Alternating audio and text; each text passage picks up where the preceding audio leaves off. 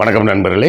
Election எக்ஸ்பிரஸில் நாம் இன்றைக்கி ராஜஸ்தானை பற்றி பார்க்க போகிறோம். ராஜஸ்தான் கொஞ்சம் நமக்கு சிக்கலை கொடுத்த ஒரு மாநிலம் தான். இந்தியா கூட்டணிக்கு ஒரு பெரிய தோல்வியை கொடுத்த மாநிலம். இந்த மாநிலத்தில் இப்போதைய கள நிலவரம் எப்படி இருக்குன்னு பார்ப்போம். இதுவரை நாம் பார்த்த 2 மாநிலங்கள் தமிழ்நாடு மற்றும் உத்தரப்பிரதேசம். இதுவரை நாம் கணித்து இருக்கக்கூடிய டேலி என்பது இந்தியா கூட்டணி 85 இடங்களும் பாஜக 35 இடங்களுமாக நாம் இப்போதைக்கு பார்த்துருக்கோம்.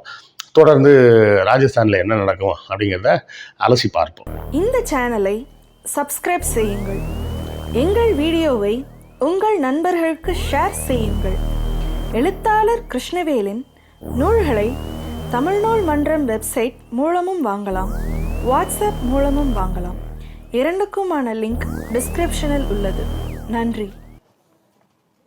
ராஜஸ்தான் மாநிலம் பார்த்திங்கன்னா கொஞ்சம் வித்தியாசமான மாநிலம். என்ன வித்தியாசமான மாநிலம்னு பார்த்தீங்கன்னா, கொஞ்சம் வித்தியாசம் மட்டும் இல்லை, கொஞ்சம் சிக்கலான ஒரு மாநிலம்.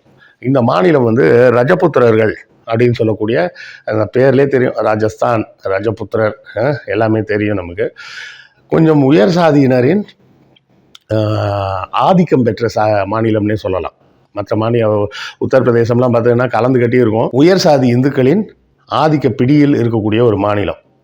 இங்கே மொத்தம் பார்த்திங்கன்னா 25 எம்பி சீட்டு. அதில் போன தேர்தலில் பிஜேபி 24 சீட்டும் ஜெயிச்சிட்டாங்க. ஒன்றே தான் போச்சு. உத்தரப்பிரதேசத்துலையாவது ஒரு 8 சீட்டு ஜெயித்தாங்க. 90% தான் ஜெயித்தாங்க. 10% வெளியே வந்தது. இங்கே அது கூட இல்லை.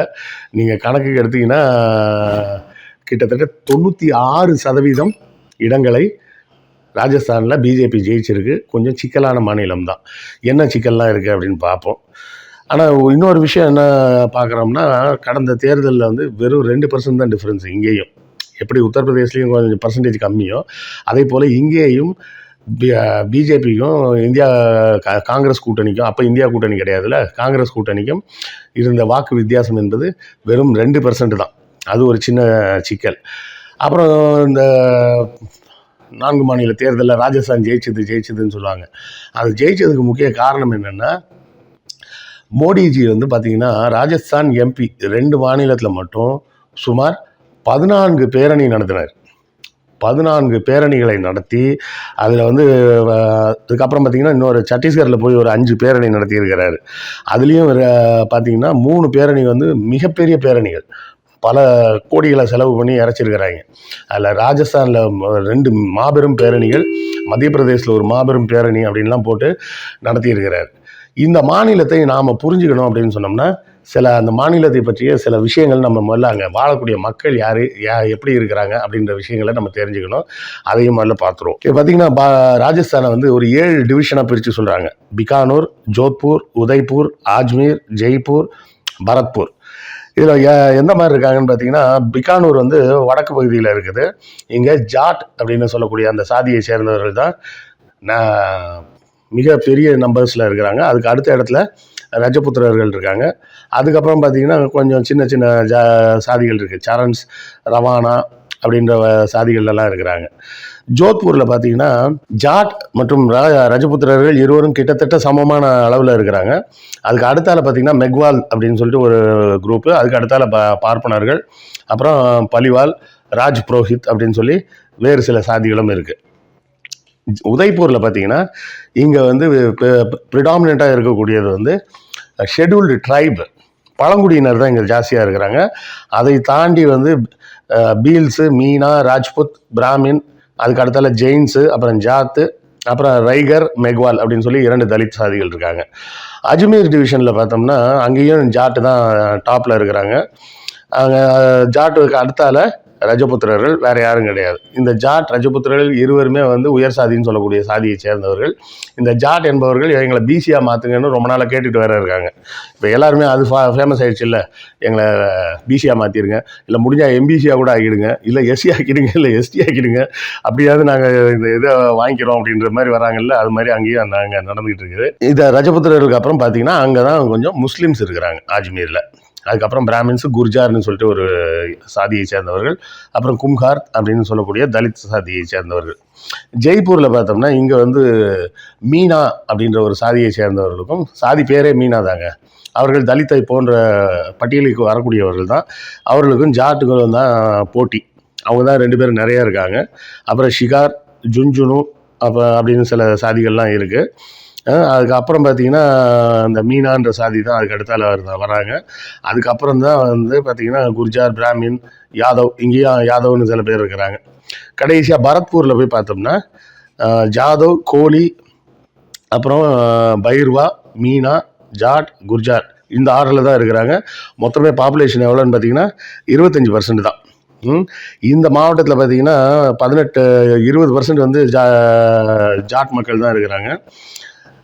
இந்த மீனான்ற மக்கள் வந்து பார்த்திங்கன்னா 4 to 5% தான் இருக்கிறாங்க. இது மக்கள் தொகையை பொறுத்தவரை.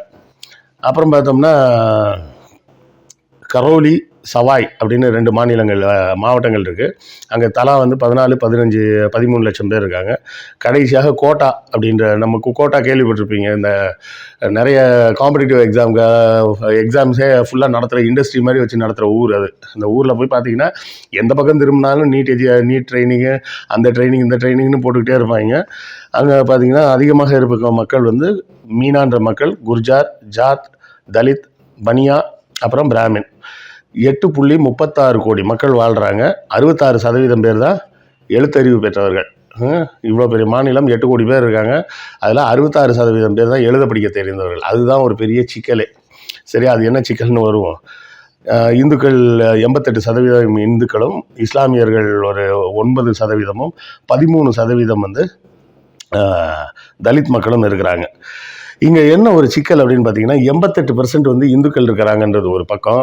இன்னொரு பக்கம் என்ன சிக்கல் வருது அப்படின்னு பார்த்தோம்னா, இந்த 88% இந்துக்களும் எப்படிப்பட்ட இந்துக்கள் அப்படின்னா, மெஜாரிட்டியானவர்கள் ஃபுல்லாக வெஜிடேரியன் தான். அதாவது வெஜிடேரியன்னா நான் வெஜிடேரியன் மட்டும்தான் சாப்பிடுவேன், வேறு எதுவுமே சாப்பிட மாட்டேன்னு சொல்லி அடம்பிடிக்கிற அளவுக்கு உள்ளவர்கள். மொத்த மாநிலத்திலேயே வந்து நான் வெஜிடேரியன் சொன்னால் இடம் கொடுக்க மாட்டாங்க, வீடு கொடுக்க மாட்டாங்க, வாடகைக்கு இடம் தர மாட்டாங்க. அந்த அளவுக்கு கொடூரமானவர்கள்னு வைங்க. அடுத்தவங்க உணவு என்னன்றதை பற்றி யோசிக்கிறவங்கலாம் ஒரு மனுஷனே கிடையாது. தான் சாப்பிட்ற சாப்பாடை என்ன வேணால் சாப்பிட்டு போட்டோம், அடுத்தவன் என்ன சாப்பிடணுன்றதை சேர்த்து சொல்கிறான் பாருங்க, அவன் தான் சிக்கலானவன். அந்த மாதிரி சிக்கலான மக்கள் தான். ஏன்னா இந்த பாப்புலேஷனில் 80% பாப்புலேஷன் வந்து வெஜிடேரியன், 88% பேர் இந்துக்கள், அதில் 80% பேர் வெஜிடேரியனாக இருக்கிறான். இது ஒரு பெரிய சிக்கலான ஒரு செய்தி தான்.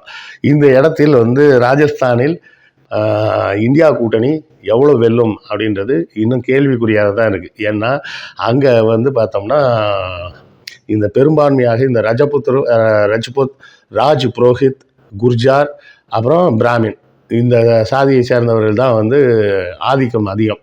ஜாட் இருக்கிறாங்க. ஜாட் இருந்தாலும் அவர்கள் வந்து எண்ணிக்கையில் அதிகம் இருந்தாலும் அவர்கள்ட்ட வந்து பெருமளவில் பணமோ அந்த மாதிரி விஷயங்கள்லாம் கிடையாது. அவர்கள்லாம் கொஞ்சம் அடிமட்டத்தில் இருக்கிறாங்க. ஆக இந்த சாதியினரின் ஆதிக்கத்தை தாண்டி அவங்க வர முடியுமா அப்படின்றது ஒரு சின்ன சிக்கல் இருக்குது.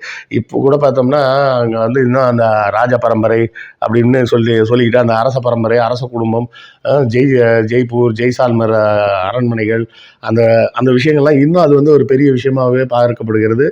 அந்த மக்களுக்கு வந்து அவங்களெல்லாம் தங்களுடைய அரசர்களாகவே தான் பார்க்குறாங்க. அதுதான் ஒரு சிக்கல். என்னென்னா இது எங்கள் ராஜா அப்படின்னு இன்னும் நம்பிக்கிட்டு இருக்கிறாங்க.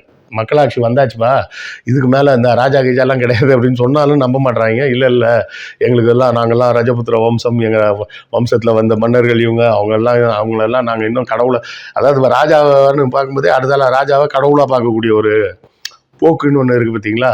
இந்த போக்கை நம்மளால் மாற்ற முடியாது. இது ஒன்றும் சரி பண்ணவும் முடியாது. என்னை கேட்டால் இந்த ராஜஸ்தான் மாநிலத்தில் மீண்டும் அந்த 1 சீட்டு 2 சீட்டு மிஞ்சி போனால் ஒரு 4 சீட்டு ஜெயிச்சாலே பெரிய விஷயம். எது?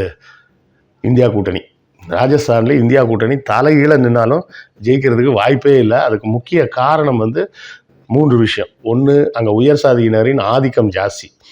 2, படிப்பறிவு ரொம்ப கம்மி. 66% பேருக்கு தான் பேரை வந்து எழுதி வாசிக்க தெரியும். வேற மற்றவங்களுக்கெல்லாம் வாசிக்க தெரியாது. கிட்டத்தட்ட 100க்கு 34 பேருக்கு எழுத படிக்கவே தெரியாது. அப்போ அவர்கள் இது பார்வை எப்படி இருக்கும்னு பாருங்கள். 3வது இந்த ராஜ விசுவாசம் அப்படின்ற ஒரு விஷயம். அதாவது அங்கே இருக்கக்கூடிய அந்த அரச குடும்பங்களை எல்லாம் தங்களுடைய ராஜாவாகவே நினச்சிட்டு இருக்கிறாங்க. அதாவது அவங்க சொன்னால் காலிலே விடுவாங்க, காலை கழுவு கூட ரெடியாக இருப்பாங்க. அந்த அளவுக்கு இன்னும் அடிமைத்தன சிந்தனையோடவே வாழ்ந்துட்டு இருக்கிறாங்கன்றது ரொம்ப ஒரு மோசமான சூழலாகத்தான் பார்க்கப்படுகிறது. பிஜேபிக்கு அங்கே ஒரு மிகப்பெரிய எதிர்ப்பலையே உருவானா கூட எனக்கு தெரிஞ்சு 20 சீட்டுக்கு மேலாம் தாராளமாக பிஜேபி ஜெயிச்சிடும்.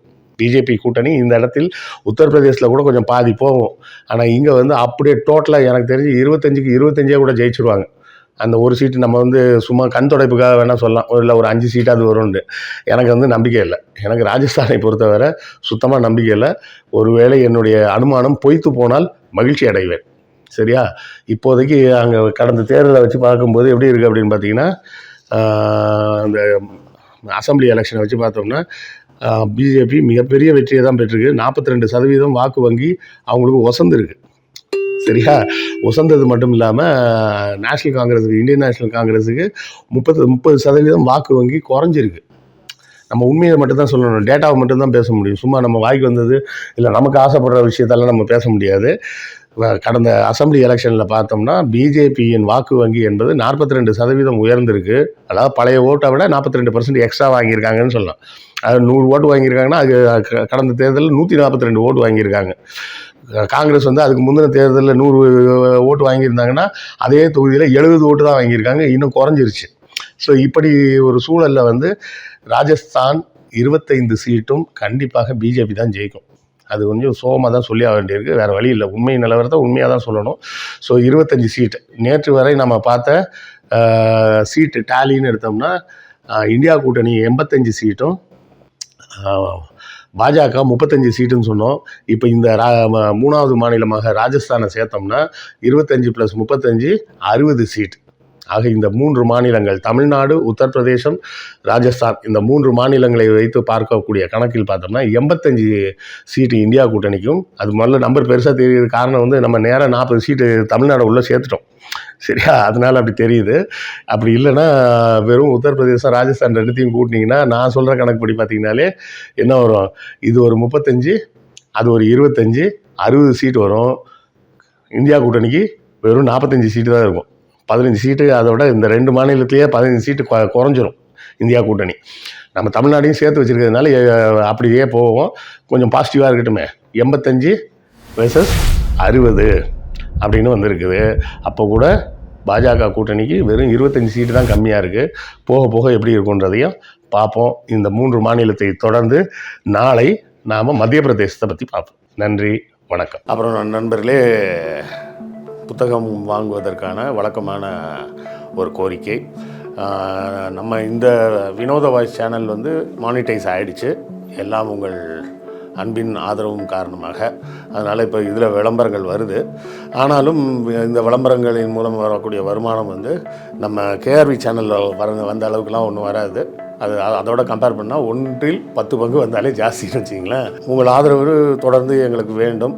புத்தகங்கள் வாங்கினீங்கன்னா அதை கொண்டு இந்த சேனலை நடத்துவதற்கு இன்னும் கொஞ்சம் சிறப்பாக நடத்தலாம். செய்திகளையும் இன்னும் அழகாக சேகரித்து கொடுக்கலாம். ஸோ இல்லை சார், பணம்லாம் கேட்காதீங்க சார். நம்ம பணம்லாம் கேட்குறது கிடையாது. நம்ம கேட்குறது என்ன கேட்போம், புத்தகங்கள் வாங்கி அதன் மூலமாக வருவாயை வைத்து நடத்துகிறோன்னு தான் சொல்கிறோம். இல்லை சார், புக்கெல்லாம் வாங்குறதுக்கெல்லாம் இப்போதைக்கு முடியாது சார், படிக்கிறதுக்கே எனக்கு நேரம் இல்லை சார் அப்படி இப்படின்னு நிறைய பேர் சொல்லலாம். வெளிநாடு வாழ் மக்கள் வந்து நீங்கள் புத்தகங்கள் வாங்கணும்னா முடிஞ்ச நேரம் வாங்கினாலும் வாங்குங்க. இல்லை வேண்டாம் அப்படின்னா அமேசான்லேருந்து கிண்டில் வெர்ஷனே நீங்கள் எடுத்து படிச்சுக்கலாம். பாபர் நாமா வர உள்ள எல்லா புத்தகங்களும் அமேசான் கிண்டிலில் கூட இருக்குது. இது எல்லாம் எதுவுமே முடியாதுன்னா கூட இந்த வீடியோக்களை ஷேர் பண்ணுங்கள். ஷேர் பண்ணாலே அதுவும் ஒரு வகையால் ஆதரவு தான்.